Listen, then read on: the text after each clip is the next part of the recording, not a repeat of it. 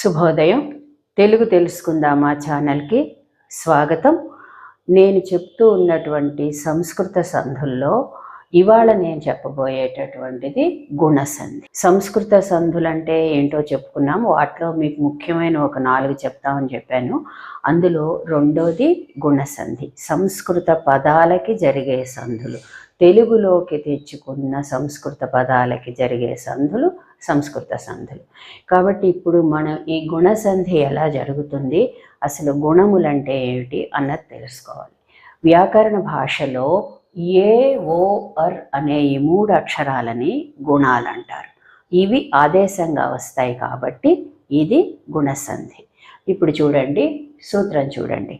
అకారమునకు ఈ ఊరులు పరమగునప్పుడు ఏ, ఓ, అర్లు క్రమముగా ఏకాదేశమగును. అది సూత్రం. ఇక్కడ అకారమునకు అంటే హ్రస్వమైన ఆకారమైన, దీర్ఘమైన ఆకారమైన, అంటే ఆకని ఆకని, దానికి పక్కన ఈ ఊరోలు. ఇకారం అన్నప్పుడు ఈ లేదా ఈ, ఊ లేదా ఊ, అరు లేదా రు, ఈ 2 పరంగా ఉన్నప్పుడు, అంటే హ్రస్వమైనా సరే దీర్ఘమైనా సరే పక్కన పదంలో ఉన్నప్పుడు ఆ రెండింటి స్థానంలో ఏ, ఓ, అర్లు క్రమంగా వస్తాయి. అంటే అర్థం ఏంటి? అకారానికి ఈ పరంగా ఉంటే, అంటే మొదటి పదంలో చివరన అకారం ఉండి రెండో పదంలో ఈ ఉంటే ఆ రెండింటి స్థానంలో ఏ వస్తుంది. అలాగే మొదటి పదంలో చివర అకారం ఉండి రెండో పదంలో మొదట ఊతో ప్రారంభమైతే ఆ రెండింటి స్థానంలో ఓ వస్తుంది. అకారానికి రూపరంగా ఉంటే, అంటే మొదటి పదంలో చివరన అకారం ఉండి తర్వాత రెండో పదంలో అరు ఉంటే ఆ రెండింటి స్థానంలో అర్ ఆదేశంగా వస్తుంది. ఈ ఏ, ఓ, అర్ అనే 3 అక్షరాలు వ్యాకరణంలో గుణాలు అని పిలుస్తారు. ఇవి ఆదేశంగా వస్తాయి కాబట్టి గుణసంధి అయిందనమాట. ఇప్పుడు ఒక్కసారి అర్థం చూసుకోండి. మనం తెలుగులోకి తెచ్చుకున్నటువంటి సంస్కృత పదాలలో అకారం చివర ఉన్న పదాలకి ఈ పరంగా ఉంటే, ఇకారంతో ప్రారంభమయ్యే పదాలు పక్కన ఉంటే ఏ ఆదేశంగా వస్తుంది. ఉకారంతో ప్రారంభమయ్యే పదాలుంటే ఓ ఆదేశంగా వస్తుంది. రుకారంతో ప్రారంభమయ్యే పదాలుంటే అర్ ఆదేశంగా వస్తుంది. ఇక్కడ ఈ ఊరులు కానీ అకారం కానీ చెప్పుకున్నప్పుడు మనం అది హ్రస్వమైన అవ్వచ్చు, దీర్ఘమైన అవ్వచ్చు. అంటే హ్రస్వాకారం ఆ లేదా ఆ, అలాగే ఈ లేదా ఈ, ఊ లేదా ఊ, రు లేదా రు. ఇప్పుడు ఉదాహరణను బట్టి మనం చూడండి. మొట్టమొదట అకారానికి ఈ పరమైతే వచ్చే మార్పుకి ఇవి ఉదాహరణలు. దేవ ప్లస్ ఇంద్రుడు. ఈ దేవ అన్న పదంలో చివరన ఆకారం ఉంది, ఇంద్రుడు అన్న పదంలో మొట్టమొదట ఇకారం ఉంది. ఇప్పుడు సంధి జరిగినప్పుడు ఏమవుతుంది అంటే ఈ అకారం ఈ ఇకారం రెండింటి స్థానంలో ఏ వస్తుంది. దేవేంద్రుడు అయింది. అలాగే పరమ ఈశ్వరుడు. ఇక్కడ చూడండి, ఇక్కడ అకారం, దీనికి పక్కనున్న ఈ దీర్ఘం పరంగా ఉంది. ఈ రెండింటిని స్థానంలో మళ్ళీ ఏ వస్తుంది. పరమేశ్వరుడు అయింది.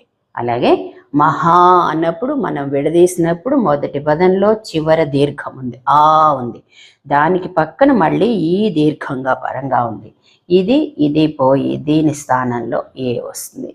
మహేశ్వరి అవుతుంది. చూడండి, దేవ ఇంద్రుడు, అకారానికి ఈ పరంగా ఉంది, ఏ వచ్చింది, దేవేంద్రుడు.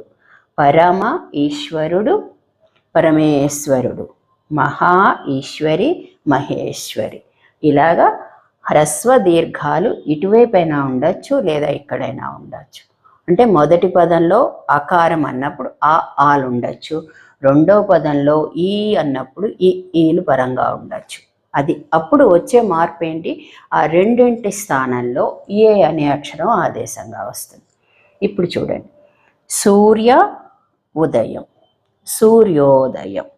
ఇక్కడ సూర్య చివరన అకారం, ఇక్కడ ఊ, ఈ రెండింటి స్థానంలో ఓ వస్తుంది. సూర్యోదయం అయింది. అలాగే ఇక్కడ మహా దీర్ఘం ఆ, దానికి పక్కన ఊ పరంగా ఉంటే ఇది పోయి దీని స్థానంలో ఓ వస్తుంది, మహోన్నతం. అలాగే మహా ఊర్ములు, ఇక్కడ ఊ దీర్ఘం ఉంది చూడండి. ఈ రెండింటికి బదులుగా మళ్ళీ ఓ ఆదేశంగా వస్తుంది, మహోర్ములు. ఇప్పుడు ఈ ఆదేశంగా రావడం, ఏకాదేశంగా రావడం అంటే ఏమిటి అర్థం? మొదటి పదంలో ఉన్న అచ్చుని రెండో పదంలో ఉన్న అచ్చుని కూడా తొలగించి వాటి స్థానంలో రావడం ఏకాదేశం అవడం అంటే అది అర్థం.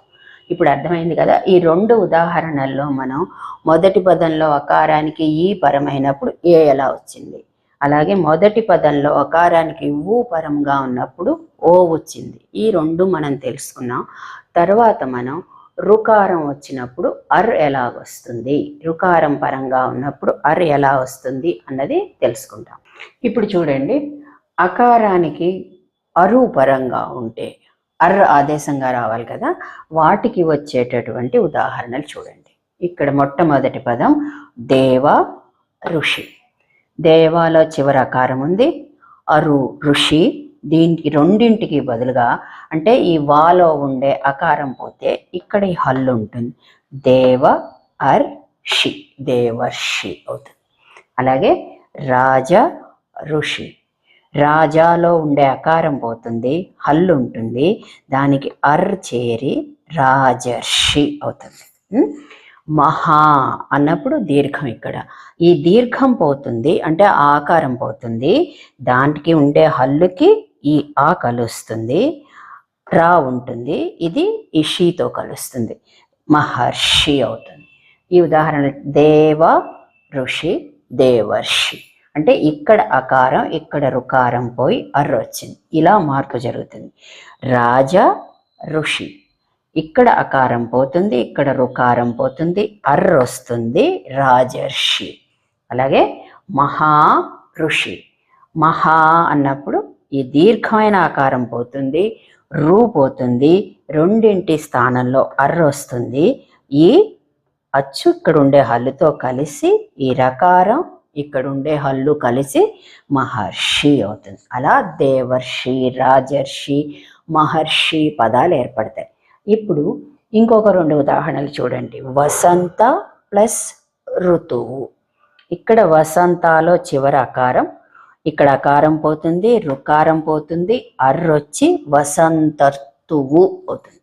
అలాగే గ్రీష్మ ఋతువు, ఇక్కడ అకారం పోతుంది రుకారం పోతుంది, అర్ వస్తుంది, గ్రీష్మర్తువు అవుతుంది.